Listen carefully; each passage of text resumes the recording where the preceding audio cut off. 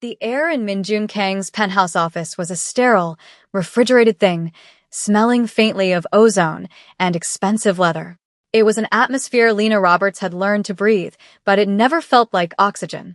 For 8 hours a day, 5 days a week, she was the silent, efficient extension of the city's most feared and enigmatic figure.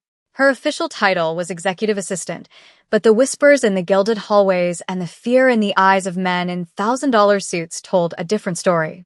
She worked for a king, a predator, the undisputed Korean Mafia boss of the city's sprawling underworld.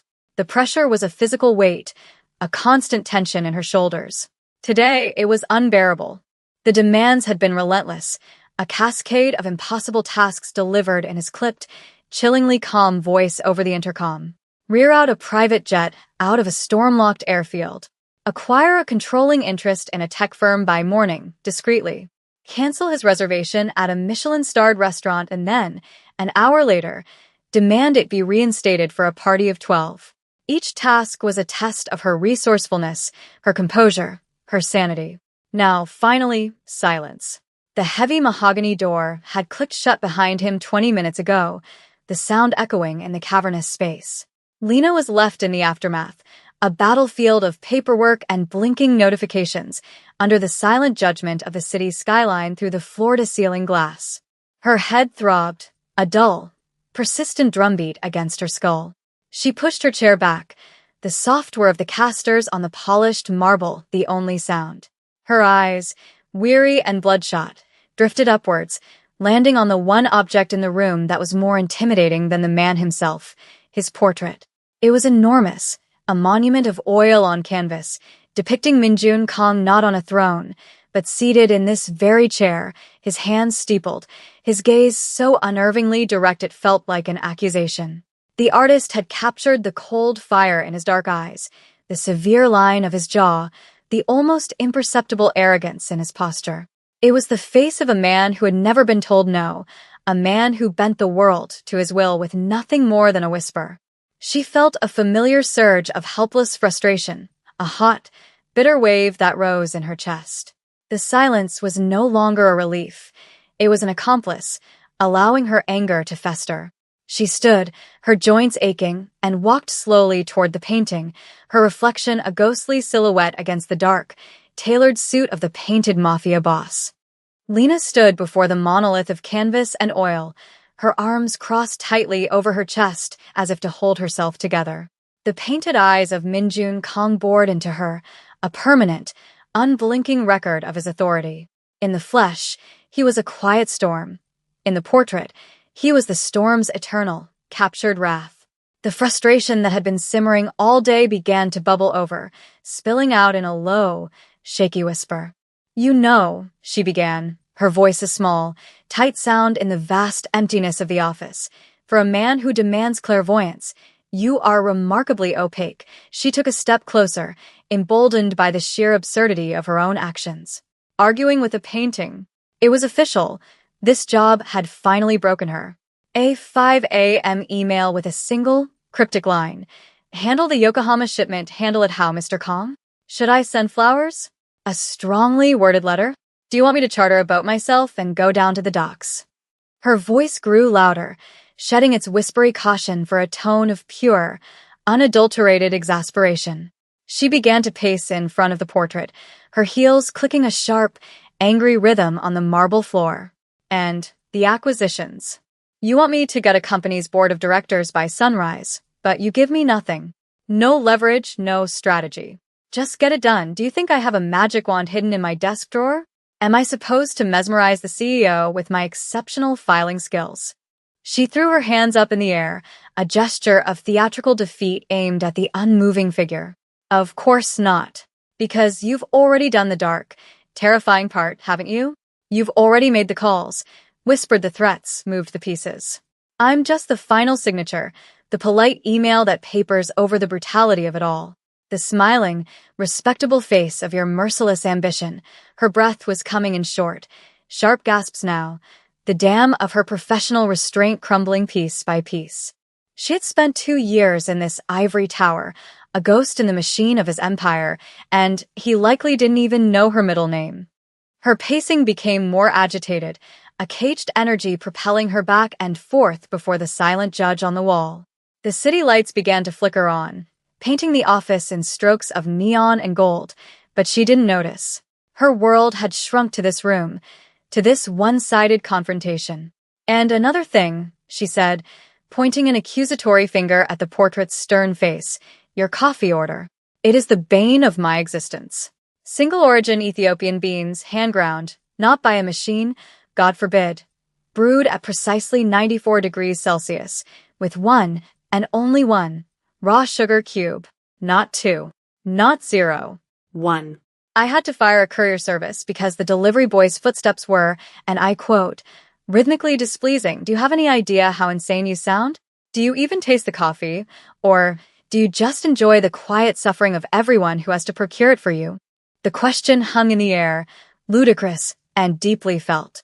She stopped directly in front of the painting, her head tilted, her gaze analytical. The anger was beginning to cool, leaving behind a strange, aching curiosity. She let her eyes trace the severe lines of his face, the dark sweep of his hair, the complete absence of softness in his painted expression. "Who are you?" she asked, the question softer now, laced with genuine wonder. "When you're not being the terrifying Korean mafia boss, the corporate phantom, the man who makes billionaires tremble what's left. Is there anyone in there? Do you ever laugh? Do you ever look out at this city and feel anything other than ownership?" She reached out, her fingers hesitating for a moment before lightly touching the ornate, gilded frame. It was cold as the glass wall, as cold as the man it depicted. She felt a profound sense of loneliness, not just for herself, but for him. A man so insulated by power and fear that the only person brave enough, or foolish enough, to speak to him honestly was his secretary, and even then, only to a two-dimensional effigy. The thought was so deeply pathetic it almost made her want to cry. The wave of emotion crested and broke. The anger, the frustration, the bizarre surge of empathy, it all coalesced into a single, reckless impulse. Her hand slid from the cold frame to the smooth, lacquered surface of the canvas. The artist had used a subtle gloss on his lips, giving them a faint, lifelike sheen. She looked into those unblinking, painted eyes, a storm of contradictory feelings raging within her. He was a monster, a tyrant, a man who moved through the world like a plague. He was also brilliant, disciplined, and possessed a gravitational pull she couldn't deny, even as she resented it. He was the architect of her misery, and the reason she could pay her mother's medical bills. It was a dizzying, impossible duality. "You are the single most infuriating, demanding, and captivating man I have ever met," she whispered, her voice thick with a confusing mix of resentment and fascination. "And I don't know whether to scream at you or, she couldn't finish the sentence. The words wouldn't come, so she acted instead. It was a gesture of pure, unadulterated madness. A final, defiant act against the silent, oppressive power he held over her life. Rising onto the tips of her toes, Lena leaned forward, closing the small distance between her and the painting. She pressed her lips against the canvas, a firm, mockingly passionate kiss planted directly on the mouth of the painted Korean mafia boss. The act was absurd, a release of tension so profound it left her feeling lightheaded. It was a joke, a fit of pique, a secret rebellion no one would ever see. The faint smell of oil paint filled her senses. For a split second, there was only the smooth texture of the canvas and the frantic beating of her own heart. Then, from the shadowed archway that led to his private study, a sound. A soft, almost imperceptible scrape of a leather shoe against marble. Lena froze, her lips still inches from the portrait. Her blood ran cold. Slowly, she pulled back and turned her head. He was there. Not the painting. The man. Minjun Kong stood motionless, a dark silhouette against the dim light of the study, his hands in his pockets. His face was unreadable, a mask of calm, but his eyes, his very real, very alive eyes, were fixed on her, and she knew, with a certainty that stole the breath from her lungs, that he had seen everything. Minjun had returned for the schematics of the Nakatomi acquisition, a detail too sensitive to leave in the office overnight. He had entered through his private study, expecting the main office to be empty, save for the faint glow of his assistant's computer monitor. He had been about to call out to her when he heard her voice, small and tight with an emotion he rarely encountered, genuine anger, directed at him. He had paused in the archway, cloaked in shadow, his curiosity piqued. Listening to her was like discovering a secret document, a dossier on himself compiled by an unwilling biographer. He heard her rail against his impossible demands, her shockingly accurate imitation of his clipped tone, her detailed and passionate rant about his coffee. A muscle in his jaw twitched, not with anger, but with an unfamiliar flicker of amusement. No one spoke of him this way. To his face, they were obsequious. Behind his back, they whispered in fear. But this was raw, unfiltered, and astonishingly brave, even if its intended audience was inanimate.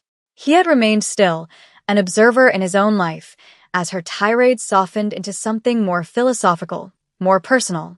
"Is there anyone in there?" Her question echoed in the silent chambers of his own mind, a question he hadn't allowed himself to consider in years.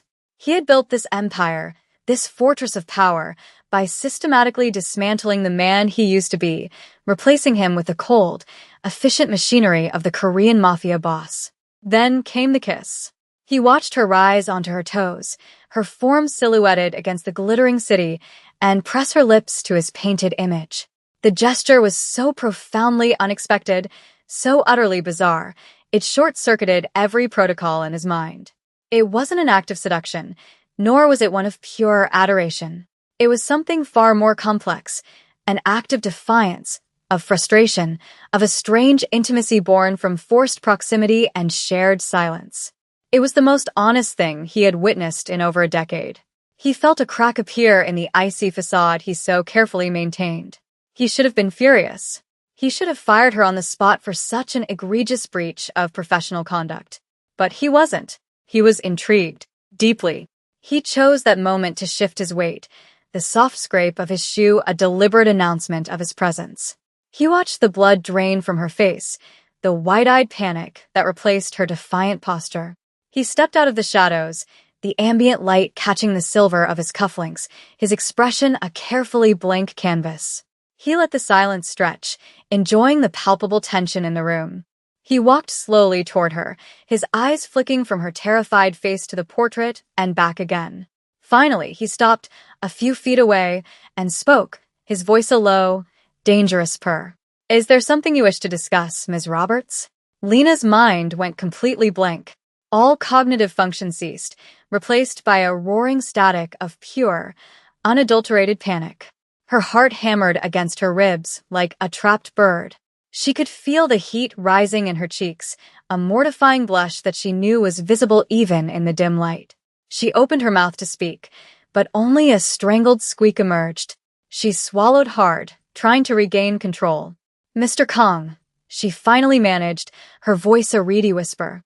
I didn't know you were here. I thought you had left for the night." Yeah, I'm so sorry. "I was just tidying up." The lie was pathetic, ludicrous, and they both knew it. His gaze was unnervingly steady, his dark eyes missing nothing.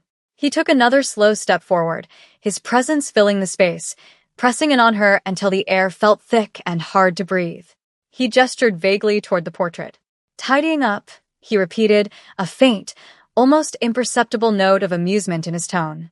"Your methods are unconventional." He stopped directly in front of her, forcing her to tilt her head back slightly to meet his gaze.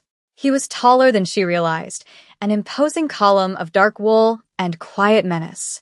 "You seem to have several grievances," he continued, his voice dropping even lower, a silken threat. "Let's start with the Yokohama shipment. You had questions about my preferred method of handling it. Please, enlighten me." "I am always open to constructive feedback." Lena felt a wave of dizziness. This was a nightmare. He wasn't yelling. He wasn't firing her. He was doing something far worse. He was dissecting her, calmly, precisely, with the detached curiosity of a scientist studying an insect. "No, sir," she stammered, wringing her hands.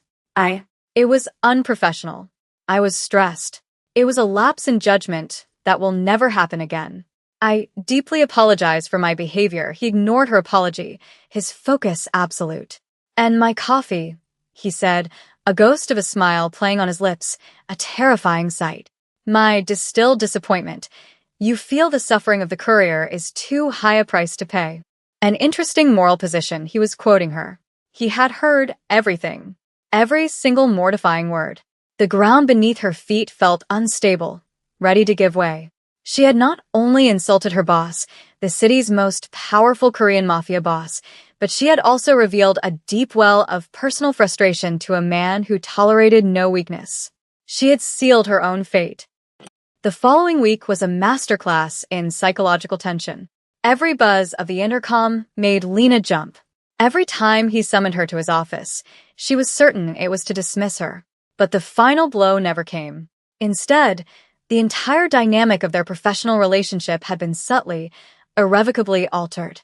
He was still the same demanding, exacting employer, but something new had entered his gaze when he looked at her. It was a flicker of awareness, a glint of knowing amusement that made her skin prickle.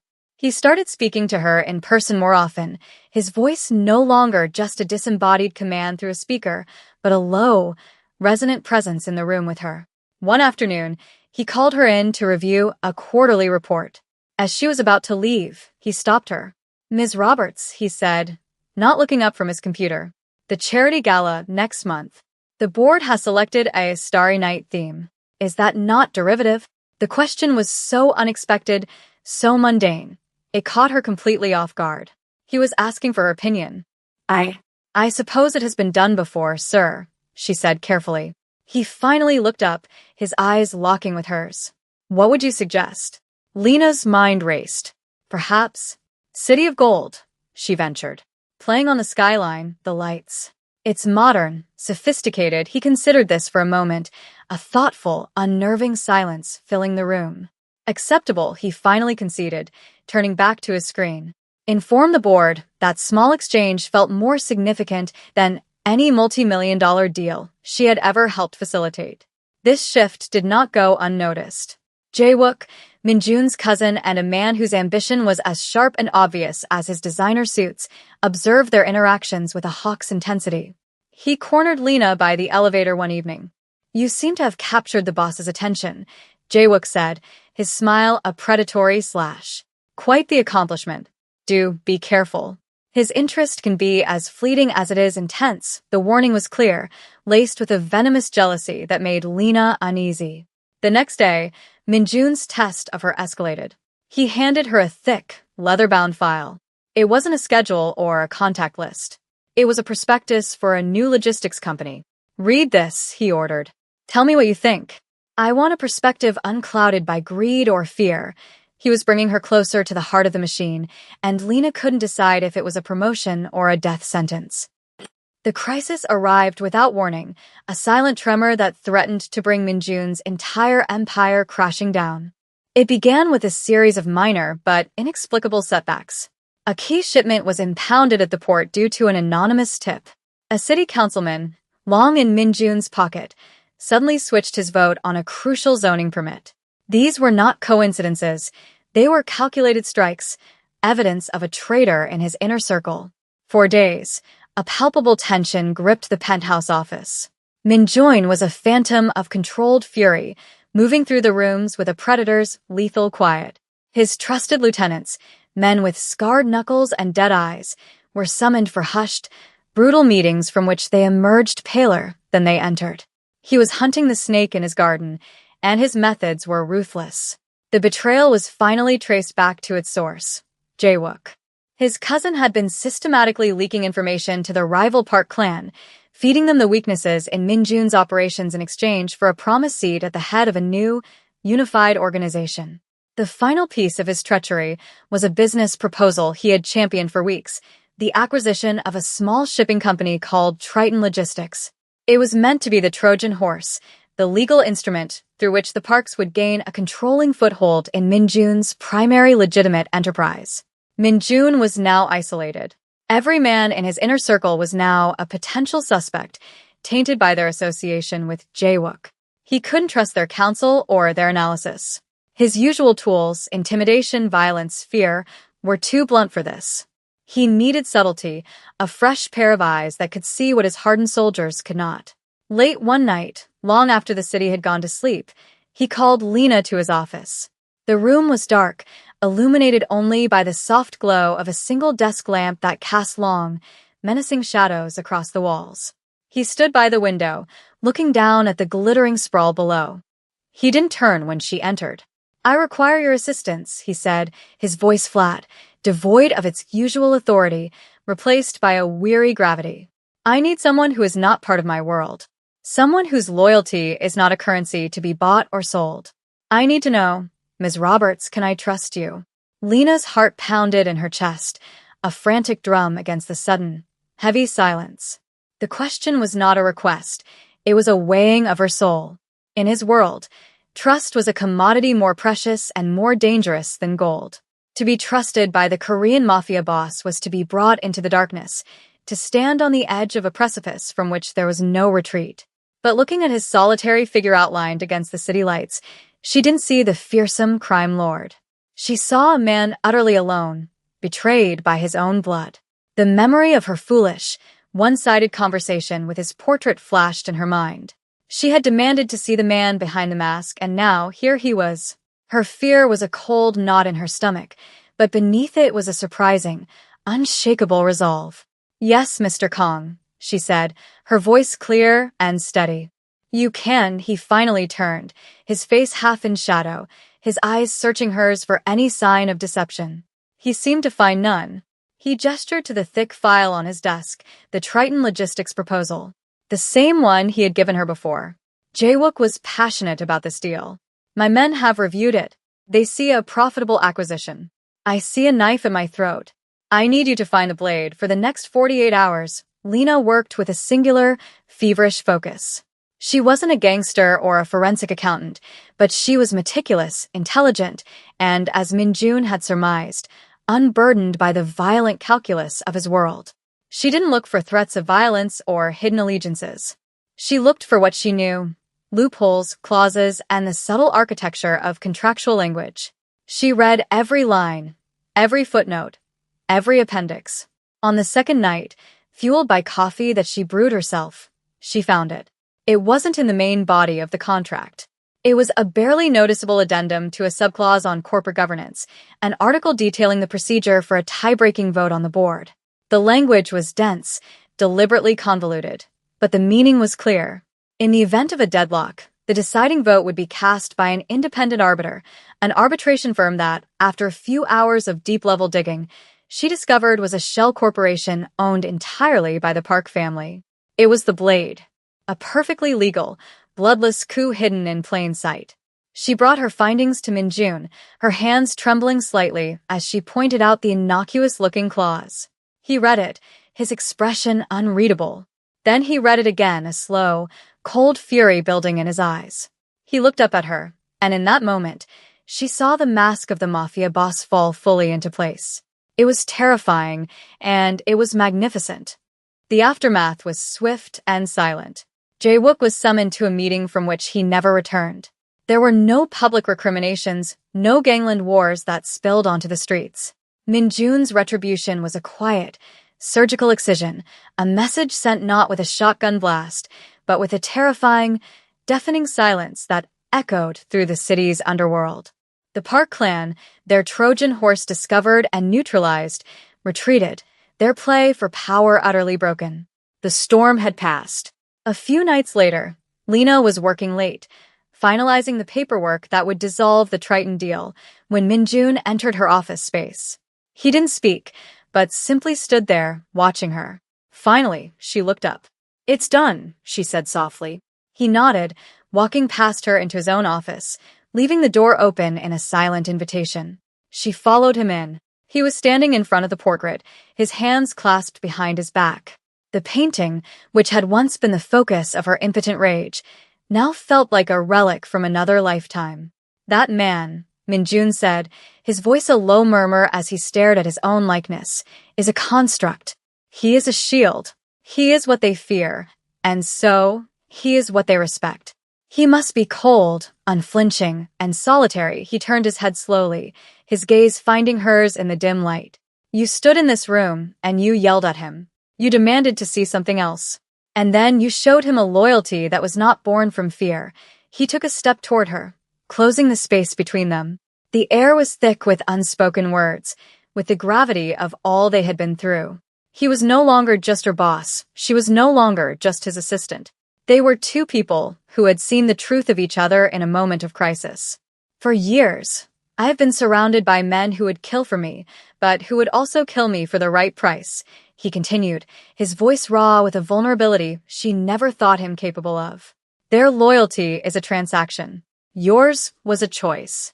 I confess, I do not know what to do with such a thing. He reached out, not to touch her, but as a gesture, his hand hovering in the air between them. It was a question, an offering. Stay, Lena, he said, and the name on his lips was both strange and perfectly right. Do not stay as my secretary. Stay as my confidant. Stay with me. Lena looked from his outstretched hand to his dark, earnest eyes. She saw the empire, the danger, the cold, lonely world he inhabited. But for the first time, she also saw a space in it, a space that only she could fill. She took a step forward, closing the final distance, and placed her hand in his. His fingers curled around hers, warm and strong. In the silent, glass-walled fortress high above the city, under the watchful eyes of a painted king, a new, quiet alliance was forged, not of power or fear, but of a connection as unexpected and profound as a kiss on a canvas.